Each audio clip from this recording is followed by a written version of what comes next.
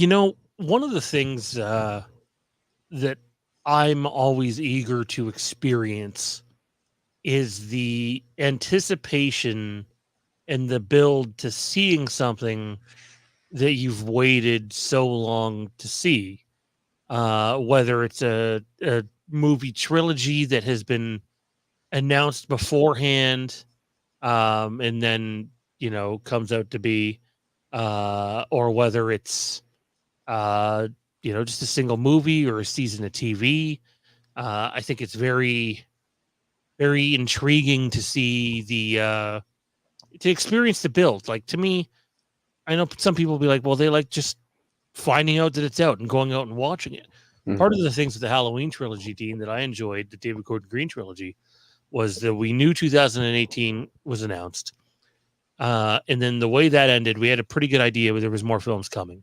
Yeah. Even though there was a pandemic to interrupt that build, it still made people speculate and ponder and really build up the anticipation. Honestly, probably to its detriment in its Yeah. case, because there was so much time in Yeah. between the release of 2018 and Halloween Kills. And there was so much coverage on Halloween Kills that Mhm. I think it gets viewed maybe not as in positive light as it should be. Um, but as we wait and we hear rumors about Scream 7 and Crystal Lake and the Halloween series, we once again are on the build to a bunch of cool horror releases. Just a lot of them don't have release dates. So I Right. ask you, how excited do you allow yourself to get while building to one of these projects without a definitive release date? I try to kind of temper my expectations so I don't end up disappointed. With Kills, that was tough, just because, like you said, there was so much coverage, and we were here, we were chatting about it very often. We had a lot of covers, a lot of details on that. So Kills was a little tough. This time around, learning to kind of temper expectations, not letting yourself get too wrapped up in the hype and going into something you're too excited and then coming out and being like, yeah, it's not what I expected, or whatever the case might be. So I kind of maintain realistic expectations and try to just go in and enjoy it. Don't set the bar too high for yourselves. Go in, enjoy something. If it doesn't wow you or knock your socks off, that doesn't mean it's trash. I'm seeing that with people way too often now. Give stuff a chance. Don't feed into hype too much, and just enjoy shit.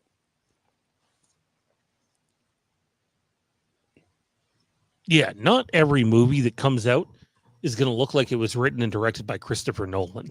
Hmm. Now, as great as that would be in some respects, um, it's just not. That's why I Right. really hope whenever the time comes that we do see this Halloween series or the Crystal Lake series, I have a feeling both will feel a little bit different than what's come before, Hmm. and I hope people give it a chance, Yeah. let it breathe. But being neither one has a definitive release date, look for other things to get excited for. I see so much arguing about which direction either of these shows should take or Mhm. which direction Scream 7 should take. And none of the three projects have a release date. Yet there's a Right. bunch of other things, Hmm. even in the horror genre, that do have release dates Yeah. that you could be discussing. I'm not saying don't discuss it. I'm not here to police anybody or anything like that. I'm just saying let the development process get a little further along before you get too excited or write anything off. Yeah, I would 100% agree with that. And as you briefly mentioned, I think right in the beginning, you said something about, a trilogy that might already be in place. May 17th, we get The Strangers Chapter 1. Three of those movies were filmed, shot, and ready for release. We're expected to get all three of those this year. So let's look forward to that. Let's look forward to news coming out in between stuff like that. We have Welcome to Derry. We have The Black Phone 2 is looking for next year, I believe. Um, Beetlejuice is later this year. And off the top of my head, that's about all I can think of. But we have all that stuff coming out. So let's look forward to that. Keep this stuff on the back burner a little bit let's talk about this stuff as, like I said, we get details and have things to talk about, and then let's build, our expectations off of what we hear and not what we might expect. And then if details come out that it's not what we thought, like you said, don't write it off. Don't just toss it to the side already. Give things a chance. That's probably the best way you can approach something and leave yourself open for some level of enjoyment. With that being said, we have a lot in store for you guys and gals tonight. We are revealing the voting results to the Halloween March Madness pool. I know we're well into April. April's almost over. Yeah.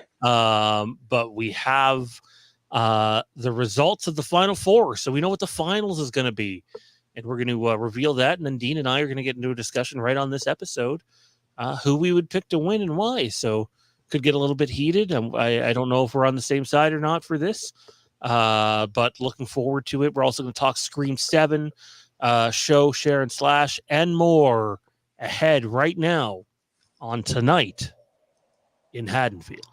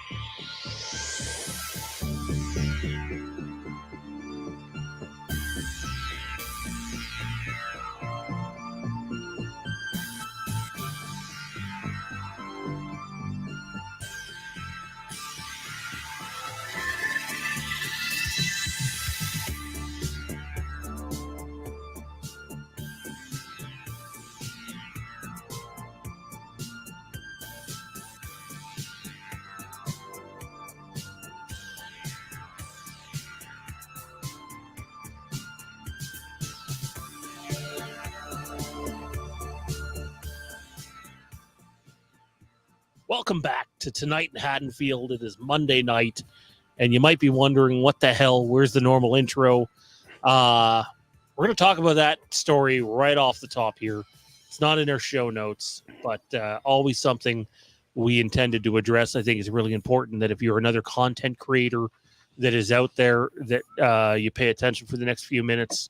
If you have a fan film that's getting ready to come out, Halloween-based, you may want to pay attention as well. First off, Dean, how's it going, man? Going well. Rested up from a very busy weekend. You and I kind of briefly talked about it before the show, but yeah, I had a very busy weekend. Thank God I had yesterday to catch up on rest and get ready for tonight. So here we are, ready to talk some stuff, get into all the stuff that's going on with Trancus, Scream 7 stuff. I have a cool kind of dig in the vault version or box set for show, share, and slash tonight. So fun stuff to get into. Definitely can't wait to dive into all that and more. Let's dive into why we aren't using our intro tonight, and why we are currently at work on a new one. It has come out, and it was brought to light by a friend of the channel, Braden Timmons, that Trancus and company are really, busting down on usage of any Halloween themes in YouTube videos and fan films, and even to a point where I know people that have. So whenever you hear a Halloween theme play on this channel, it is never, ever the original version. Right. It is always a cover of it. And I thought we would be safe with that. But in fact, we're not. They've hit some covers as well. So I don't know the reason for why they're, cracking down on this. It seems a little over the top. I really feel bad for, take a look at what Braden Timmons and James Grimm are doing right now with their Yeah. 2 fan films. Like, I don't know what release looks like publicly to them with this stuff going on, and I don't know if it'd be excellent to ask James the next time he's on here. Happy belated birthday, by the way, James. Thanks. That do they now take a different approach to scoring this thing? Do they go with more of an all original soundtrack? Do they do both? Yeah. Where the thing that gets released publicly doesn't have it, but if you ordered a Blu-ray, then maybe it does. I'm not sure.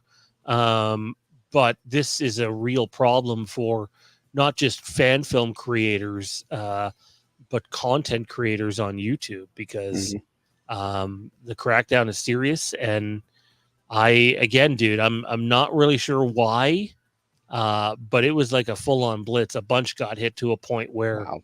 Braden took down the Haddonfield, his first movie he did there, the continuation to H2O. It's not even on YouTube now, and he took down the clip from the next one, and it's kind of crazy to think about, really. Yeah, I mean, it's kind of like, tipping the hat to the franchise that they're creating a fan film project about. And there's kind of an up in the air, back and forth, not so much debate, but more so, I guess, discussion about like the whole fair use policy and whatnot. So I can kind of see it from both sides, to where I guess I understand why Trancas doesn't want their copyrighted material being just kind of freely put into other stuff. But you have fair use in place for a reason. And this is kind of, paying homage to everything that's come before it. So why are you going to drop the hammer and things of that nature to kind of put a dent in people's ideas and projects like that?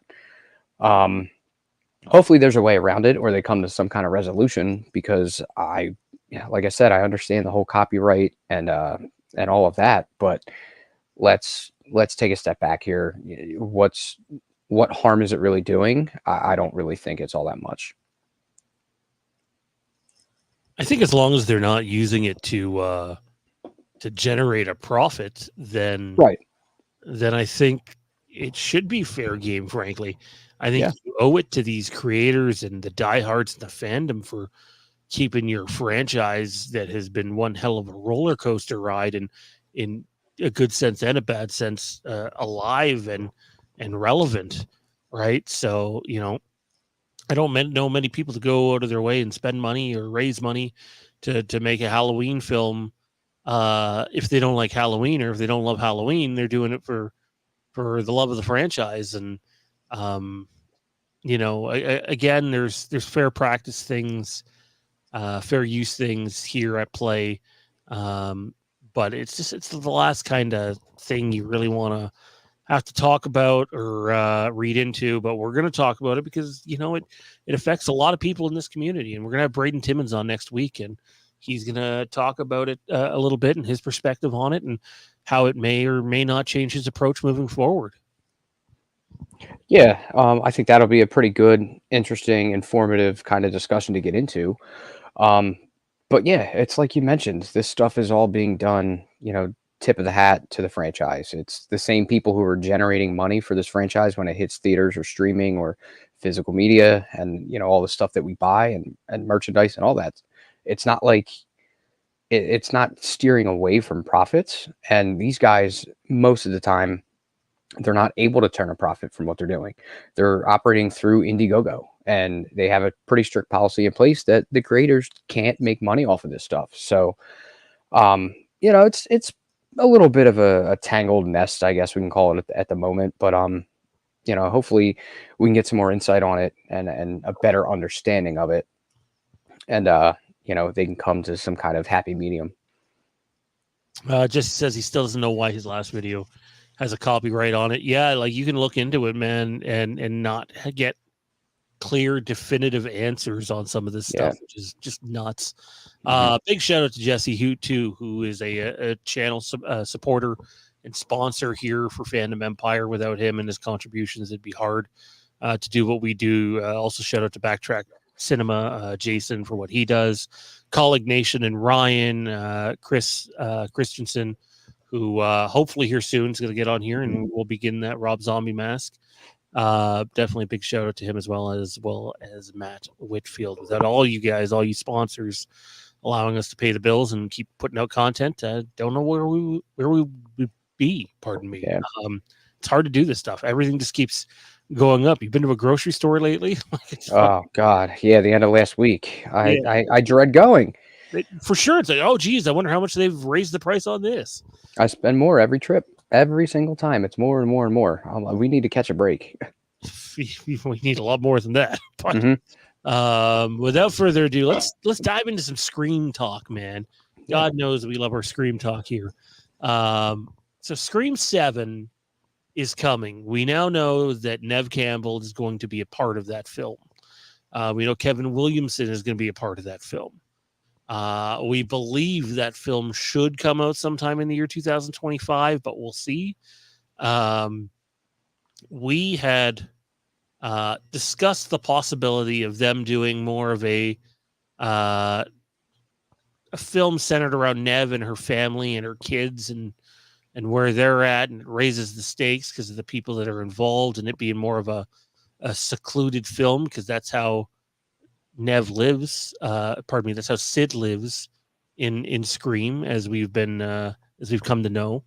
And it sounds like, dude, at least according to rumors, and I preface this by saying rumors, is that's exactly what we're going to get, is the Sidney Prescott family film that's not in a big suburban area. And whether it gets goofy or not, I'm sure at some point it will because it's a Scream film. But yeah, again, I can't help but look at this and go, hey, you have the chance to do a different kind of movie here, still based in your franchise, but sort of give it a bit of a reset and do something different in tone. Yeah, that's what we've been mentioning for a while now. This is a perfect opportunity to do it. They have a clean slate. They have some ideas in place, and take the opportunity while it's in front of you. I like the idea that we talked about a little while ago, comparing it to Hush. Let's go for that isolated, secluded, contained kind of atmosphere a little bit, and maybe try to bounce back and forth. Maybe not approach it for a bulk of the runtime, but let's, find a happy medium, a good split between the isolated story and stick to your Scream formula, maybe, where you kind of cut back and forth and you get your typical Scream movie, but you get this different aspect to it that's going to set Sidney and the family apart. And let's see what happens and how it unfolds. And I can tell you right now, not that he'd come out and reveal this, but anybody who's hoping for the big Matthew Lillard, he's back thing, I don't think they're going that way. I don't. It doesn't sound like he's been contacted. Not yet. So, could they go that way? Yeah, but I hate the idea that for some people it hinges on that for it to be a good movie. I would love there to be some narrative twist that puts a different spin on things that makes you go, oh, this is why this is a different movie. Again, I don't think it's going to be as secluded as Hush per se. That's an extreme example, but that I gave several times.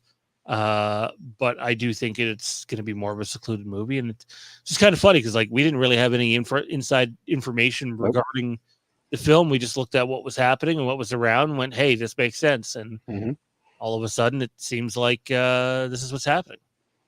Yeah, we got little breadcrumbs coming out, and each little minor detail is kind of leading towards the things that we mentioned.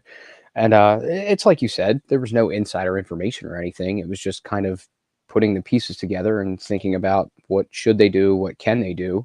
And I think it makes the most sense.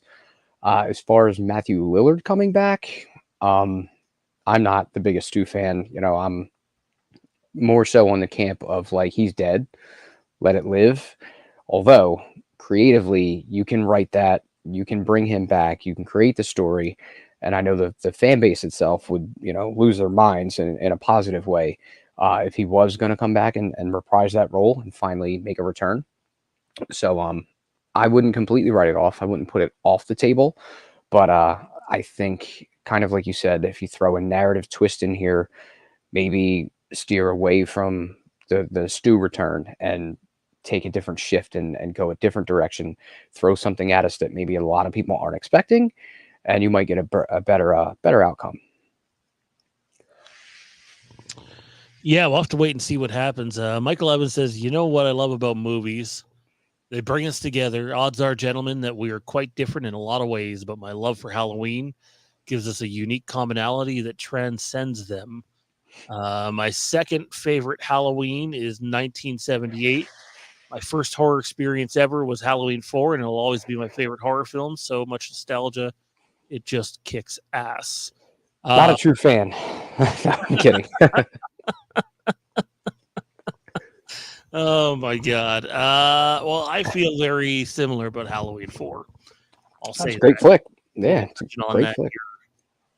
not too long from now. But actually, I believe this brings us to actually, hang on. I'll also chat this. Are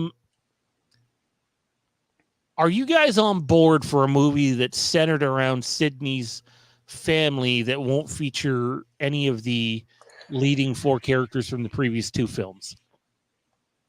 Like, if you had the option, if you as a fan got to pick or continue, what's their names again? The whatever 4, Oh, the core 4. the core 4. So if you can choose between Scream 7 being the core 4 part 3 or the Sydney and family film, which one are you choosing? I think that was a Sydney answer from the dog. Maybe. That tears me in the middle because I wasn't a big fan of the core 4 to begin with, and I've been saying maybe it's time to let Sydney rest for a while too, and here's where we are now. So I think they took a break from Sydney kind of in 5 and 6, so I think there's enough time there in between where you can now bring that back and revisit it. So, and that's gonna set the fan base on fire. We already know she's coming back, so here's your chance. Yeah, no, I'm excited to see what they end up doing. Looks like we got love for both. We got core 4 and Sydney love going on in the chat right now. So we'll have to wait and see what happens. But it does seem like I wouldn't expect any of the core 4 to show up in this film. I wouldn't see the need for it. I would kind of think that unless you get everybody back on the same page, that their story's kind of done. Yeah. If I'm being honest, the way 6 ends, like you can write that as if the story's done for them. Which some people might not like, but right. You know, sometimes things outside of the story narrative we see on screen happens, and there's consequences to it. And right or wrong, in this case, it definitely shelved whatever their original plan was. Yeah, and that was going to be kind of something I touched on. You have the main 2 out of the core 4 who would have any type of connection with Sydney. They're out, so that leaves you with Chad and Mindy. And as far as I can remember, they didn't really interact with Sydney, I don't think, much at all, if at all. So, yeah, I don't really see a need for them. We got to get a Mindy cameo in there somewhere for Dean. We know how much he loves. she's a brutal character.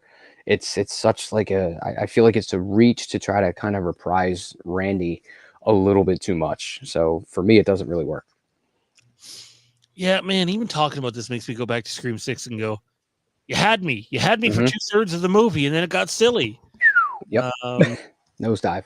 So anyways, that means it's time. That time of the episode where Dean shows and he tells with our show, share, and slash.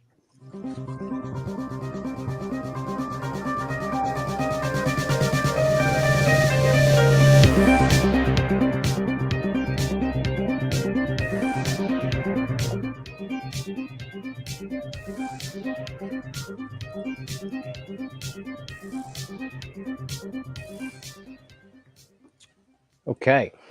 So I was looking at the shelves this week, and it's kind of a light release week. So was last week, so I haven't gotten much in. So that led me to start kind of letting the wheel spin and think, like, where should I go here? And I thought, let's dig in the vault. Let's kind of go back and maybe pull something out that has some age to it, something I've had for a long time. This franchise has been dormant for quite some time. What else? It is coming up on an anniversary year. We are expecting something to come out for it, but we don't know what yet. Everyone's been clamoring for Scream Factory to get a hold of this and do something. It's only time will tell at this point. But I think what I have here at the moment is probably the definitive release and what you would want to own for this franchise. And as a collector, this is what you want to have in your collection. You can surprisingly still get these for a fairly decent price on eBay. So what I'm bringing out tonight from the vault is the 1999 Nightmare on Elm Street full collection at the time. Big box set here. I'm going to go through the artwork first. The spine has all of your movies, has everything up to New Nightmare, and then it comes with a what they call on the bottom there a encyclopedia disc, which is kind of cool. It's very interactive. It was kind of a DVD-ROM at the time, and you were able to pop it in and flip through stuff and go through it. So that was a pretty cool feature. On the front that I showed, you have original. That's all your movies. On the spine, like I just mentioned, you have a New Nightmare shot there on the backside. And then I'm going to go to the top. You have just, a logo, Nightmare on Elm Street collection. And then I saved this for last on purpose because this is something that me and Sean have mentioned that we love when these collections kind of do. And when you have all of the movies lined up inside the case, you get that awesome shot of Freddy with the trench coat from behind. So very cool box set here. Like I mentioned, this has some age to it. This was released in 1999. This is my original 1999 copy that I bought. So I have had this thing for 25 years, believe it or not. So like I said, pretty much the definitive collection to own if you are a fan of this franchise. And let's go through these one by one really quick, unless you want to throw something in before I get started, Sean. No, it's just crazy to think that they were out in 1999. Yeah. This, I don't remember if it was any kind of anniversary release or not, but yeah, the only thing I don't have from this is the original J card that wrapped the box. 15-year-old me decided to throw that away. So, but everything else is intact. I don't know if you guys can tell, but condition-wise, this thing still looks brand new. So they came in these original snapper cases. You get a write-up on the back. These are kind of lacking in special features on each disc, but I think the bonus encyclopedia disc has a bunch of stuff on it. So I will pop these open really quick, show you guys the inside. Each disc has its own art. It does list special features there, but they're all the same on every disc. And all it really is a widescreen version of the film, original mono soundtracks, and they did 5.1 upgrades on sound for these back in the day. There's some commentaries on these, so that's kind of cool. Cast and crew bios from the original theatrical press kits, so that's cool. Jump to a nightmare scene navigation. That's actually kind of cool. You can go through each scene where like a nightmare or a death happens and just watch that scene on its own if you want, instead of just watching the whole movie. So that's kind of cool. And I think each of these discs has like a little trivia game on it. And then the last thing is an up to the minute cast and crew bio with web links, so more DVD-ROM features. But I think every single disc here for every movie features that stuff. So that's Nightmare 1. And then we have Nightmare 2. I'll pop that open, show you guys at least the disc art on all of them, because each one was done pretty well. These, I did start to test them out to make sure that everything was still working. And to my surprise, even with some kind of scuffs and dings and stuff, they were still in working order. So as old as these are. Seriously good shape, man. Yeah, thank you. Nightmare 3. What else we got here? We got 4.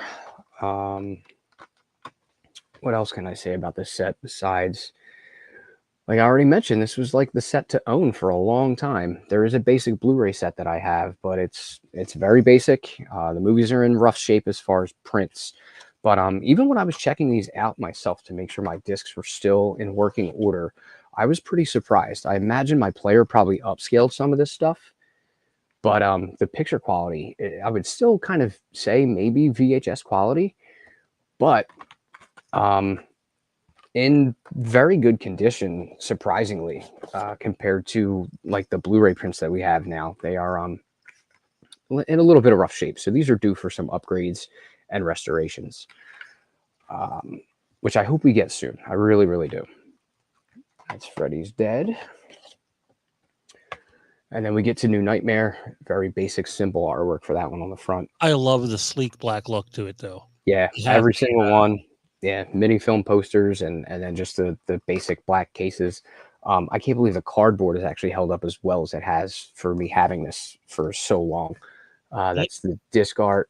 Like the case type too. I have a they Oh, the old released the snappers. Smallville pilot, just the pilot. No other episodes are on Okay. it, just episode number 1 in Yeah. a DVD case like that. I ended up finding it at a secondhand store one time and Oh, nice. and I've never watched it or anything, but I love the case style. Yeah. Yeah, these are old. These are very old. This is like some of the original packaging that DVDs were coming out in way back in the day. And this is that encyclopedia disc that I was mentioning earlier. So this is pretty cool. I haven't looked at this thing in a long time, but the features on this are Welcome to Primetime, a documentary exploring the nightmares, a prelude to the labyrinth. So then it explains what the labyrinth is, which is a weave through this interactive environment and unlock the mysteries of the franchise. So if my memory serves me right, you put this disc in your player or computer and it should fire up, and it's all interactive, and it's like kind of like a map, and you can kind of go this direction, that direction, and it leads you to like just different features and different things about each different movie. And you can go in, and I don't remember if there's trivia or things like that. There's definitely trivia. There's a trivia game on the DVD ROM content. So there was a trivia game on your computer if you put this disc into your PC back in the day. And then the last feature here is an unabridged clickable listing of the disc's content. So I guess that's similar to kind of what I just explained. DVD content was the trivia game and an interactive Freddy character that will haunt your computer from Toggle This. So I guess that's probably an old software or something from way back in the day. And then it doesn't stop there for as much as what's in that box set. This is simple, but it came with 2 sets of 3D glasses for Freddy's Dead, and these are still sealed. These are 25 years in the envelope, still sealed, brand new. I never opened these because I never had any reason. I've never owned anything 3D, so I couldn't use them. So I just left them sealed up in the envelope. A buddy of mine is bringing they re-released Star Wars. Oh, nice. Episode 1, The Phantom Menace, in theaters. It's like 10 years ago or something in 3D. Mhm. I couldn't see it because I was sick. Yeah. But they gave it like special 3D glasses, and he's wearing his to the 25-year anniversary this weekend. Nice. Oh, that's awesome. Yeah, it's gonna be fun. Very cool. And then for the time, this was pretty impressive. They gave us a collector style booklet. So this kind of breaks down each movie. There is different shots and stuff in here from everything, but it gives you like a write-up on every single one. So the first big write-up that they did here was from the special effects guy, Jim Doyle. So he did a little write-up of kind of, I guess, about his work throughout the franchise. And then it has everything for each movie. What's it say? Notes are from the film's original theatrical press kit. So it has press kit notes in here for every single movie. And it just kind of goes through all of them one by one. And just gives you, like, some detail, some information, some cool shots from the movie throughout this whole book.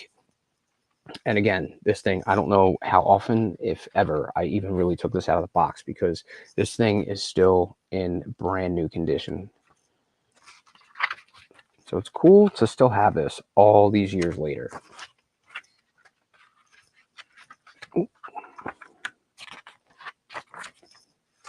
Yeah, just a bunch of still shots, pretty much.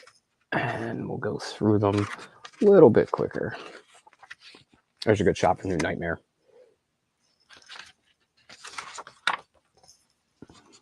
I love the look of the book. Yeah, it's pretty cool. The glossy cover reminds me of when Star Wars first came out, like 1977, when you watch the documentaries, they did this like nice glossy cover book with all the characters and stuff for it. And Nice. it reminds me of that. It got people interested in the film. Yeah. So that is the 1999 Nightmare on Elm Street collection box set from New Line Cinema 25 years ago. Now, let me ask you, what do you think something like that's worth on the secondary market with the condition yours is in? I checked. Once I found that, when I was moving things around here and clearing off shelf space to make room for Blu-rays and 4Ks, and figured it was time to put the DVD collection away, I decided, you know what? This is in really good shape. Let me check into it.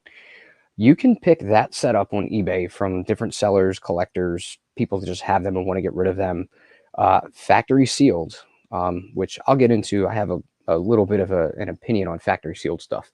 But factory sealed, brand new condition for about $100 nowadays.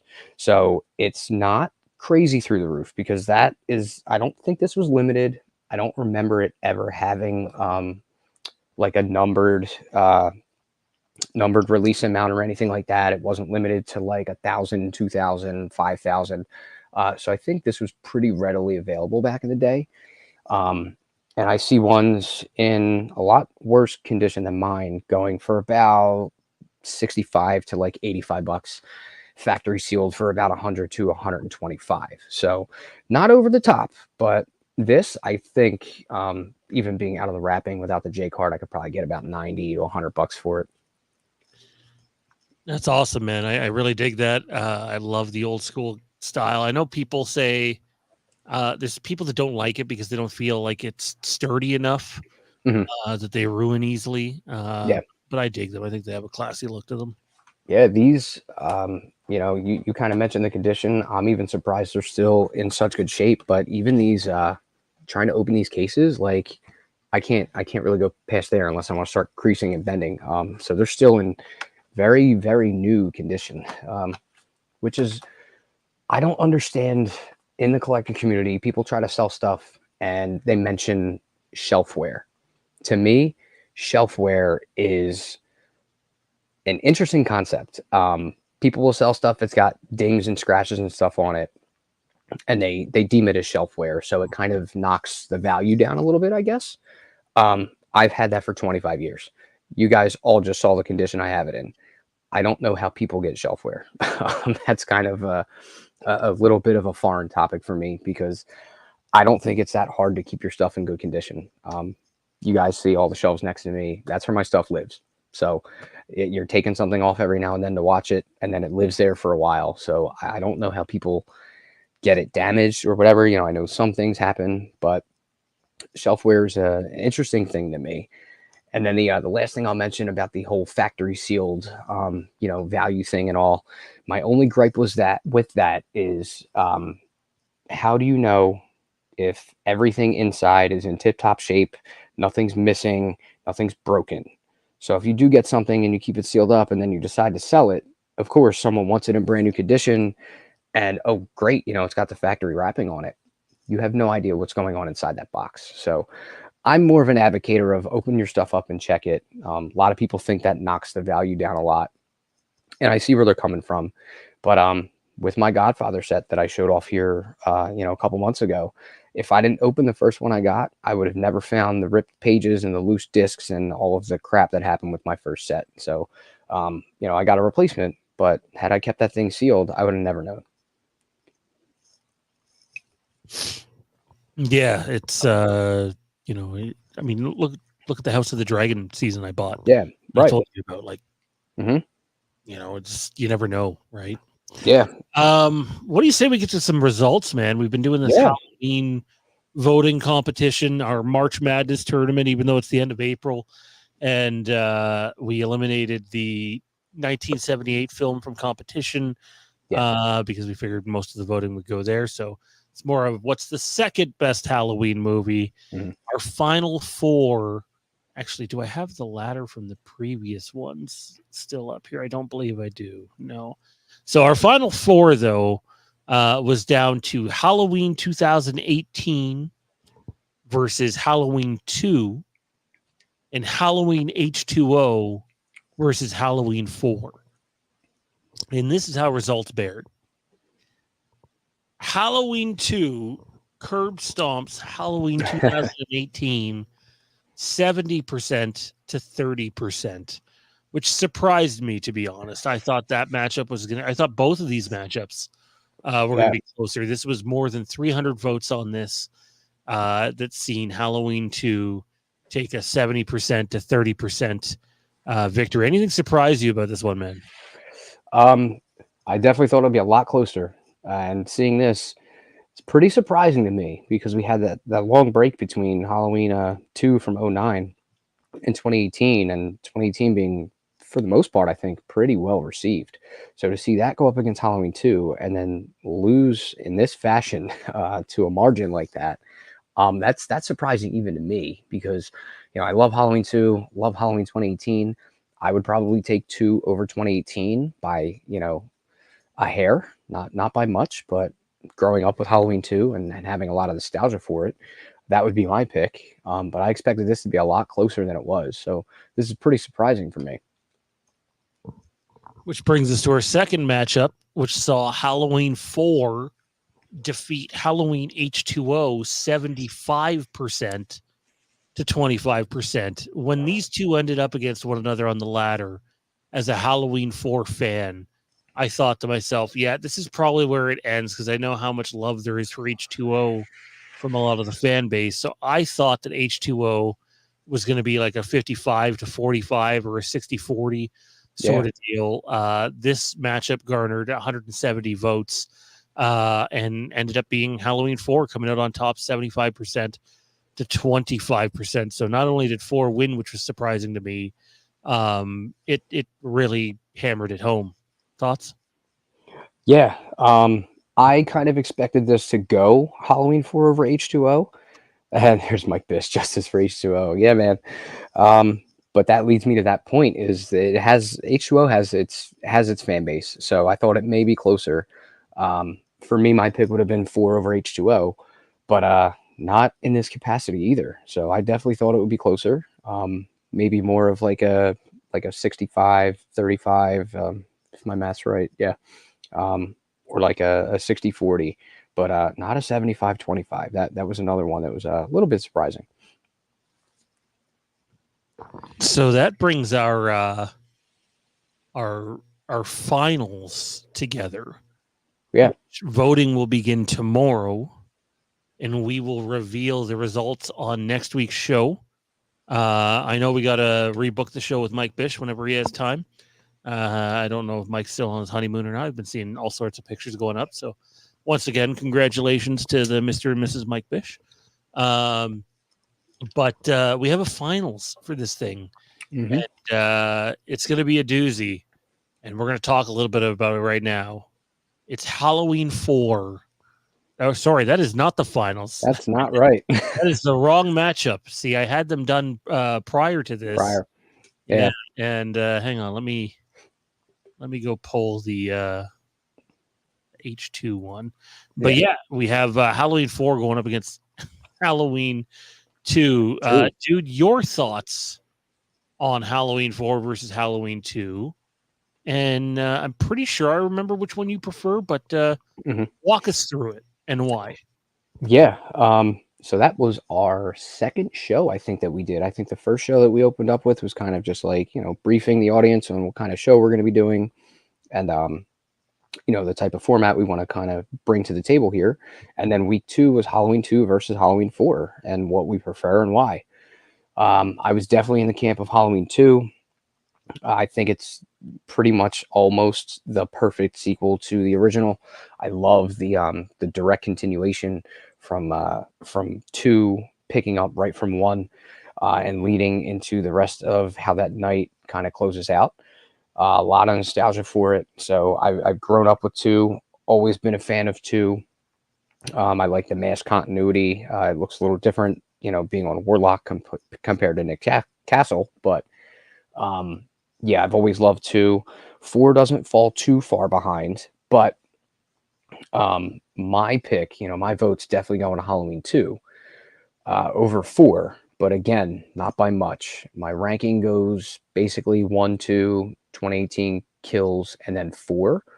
But remove, the recency bias, because the newer films are still kind of fresh. Halloween 4 was up there at number 3 for me for a long, long time. So I'm very curious to see how the voting goes for this matchup. Did I just hear you say that you prefer 2018 to 4? Mm-hmm. Sir, you bit. are not a true fan. No true fan. How Yeah. dare you? Yeah. I don't know, man. The hype going into 2018, and then I saw it 3 times in theaters, and it just, I was finally satisfied after third viewing, and it kind of just nudged out Halloween 4. Not that shot of the mask right there, because that's actually a pretty good one, but that mask kind of takes away a little bit. But yeah, it's really not by much, and who knows? Rankings change all the time. If the mask would have looked like that all the way through the film, I would have been fine with it. Yeah, but then you get to the Bucky scene, and then God Christ, what is that? Don't you try that Halloween shit with me. Oh man, yeah. See, it's official, Dean. Yeah, the audience is in on it. You, sir, they are not a true fan. I'm sorry, everybody. I apologize now. I'll just I'll clear my shelves off. I'll be doing some giveaways here. I'll give my Halloween stuff away. Jerry says Mike Bish got into Sean's Private Supply. H2 is the MTV spring break of Halloween series, an annoying fad long forgotten. Halloween 4 love. Definitely appreciate that. So yeah, this is the matchup. I don't know. Like, I dig Halloween 2. I cannot wait to sit down and watch it again. Yeah. I've said all along, just the hospital is really like its own character in the movie, the way it's shot. If you were ever at a hospital as a kid, if you're in your mid 30s to early 40s, then you know what hospitals were like back then. And if you were ever in the hospital as a kid at night and emerge for whatever reason, and you're looking around in these empty hallways, it's eerie. And actually remember, I had to be in the hospital probably about a year after I seen H1, H2, and H4. And it still had that feeling. It had not been updated, and it was eerie, not a good feeling. So the hospital's like its own character. Yeah. But man, I can't get past the fact that I think Meeker in 4 is fantastic. And Rachel, I prefer Rachel in 4 to Jamie Lee Curtis in 2. Yeah, I mean, Laurie in 2 is basically drugged up and handcuffed to the hospital, and we don't get much out of her in 2. As to where in 4 with Rachel, you get a big character arc. She's going above and beyond to protect Jamie. Sacrificing herself and her own safety to protect that little girl with everything she has. So, storyline and everything for 4 really, really kind of steps it up, big time. And Meeker is a great follow up to Brackett, and those are 2 big pluses that 4 offers. But yeah, I mean, it's like I said, it's a close call for me. I just 2 edges it out by a hair. The interesting thing is, when I first saw these movies, I immediately, like, I've always liked 4 the best from my initial viewing. But I think I probably liked 2 better than the original the first time I watched it, just because of the setting. I think it took me some time to appreciate what the original was. I feel like I needed to mature a little to properly understand just how good the original movie was. Horror Lover says 78 kills, 2018, and H2 followed by H4. H kills at number 2. I like to see that. Again, I think people are too quick to criticize kills. Yeah. I'm not saying it's a perfectly laid out movie. There are things they went too far on. But man, there are some just high event, high quality Halloween moments in Halloween Kills that were worth every moment of waiting an extra year. Yeah. The big complaints, I think the top 2 that I would say are Evil Dies Tonight and the hospital sequence. And I think, in part for pretty good reason. I think the Evil Dies Tonight gets a little bit oversold. Sure, it was in there a lot, but I don't think to the capacity that people talk it up to be. Yeah, it got hokey and it got annoying, but not on the level that people kind of make it out to be. Um, and then the hospital mob sequence that just kind of gets out of hand and takes us out of the movie for a little bit. But again, it's for a brief, I don't know, 5 or 6 minutes, and then it does lead to a pretty gory, gruesome death scene. So that's at least one positive for that, where you do get the guy going out the window off the second floor, and then boom, splat on the ground. So I see it, but I think Kills gets a little more hate than it deserves. And I still enjoy it. Yeah, I love to go back and watch that film, man. Mhm. You know, maybe it's because the monster gets his way at the end of the movie, Yeah. and the whole happy ending thing gets a little old over Yeah. time. But yeah, no, I dig what Kills does. But getting back to 4 versus 2, I think it's going to be tight, but I think 2 is going to Yeah. win. Mhm. I'd love to see what other people's availability is next week, even if Yeah. they're able to pop in for 5 minutes and give their brief thoughts on Halloween 4 versus Halloween 2 before we reveal the results. But 2 of my favorite Halloween flicks, and they're 2. Obviously, I think you start with the original, but if you couldn't show someone the original first, I would say that these 2 films are the next 2 that I would want to show them. Yeah, they would be really good introductions. I think you get a brief recap at the beginning of 2 that would catch somebody up on what happened in the original, very briefly at the end. 4, you get the monologue when they're transferring him, so that also kind of catches you up onto like the events that happened. Very well done, by the way. That 4 Yeah, monologue doesn't get the credit it deserves. yeah, no, that opening scene when they're in the hospital and they are going to transfer him, really done well. You got the rain, you've got the night setting, and the lightning, and the Halloween theme that they use for that particular scene. I think is really well done.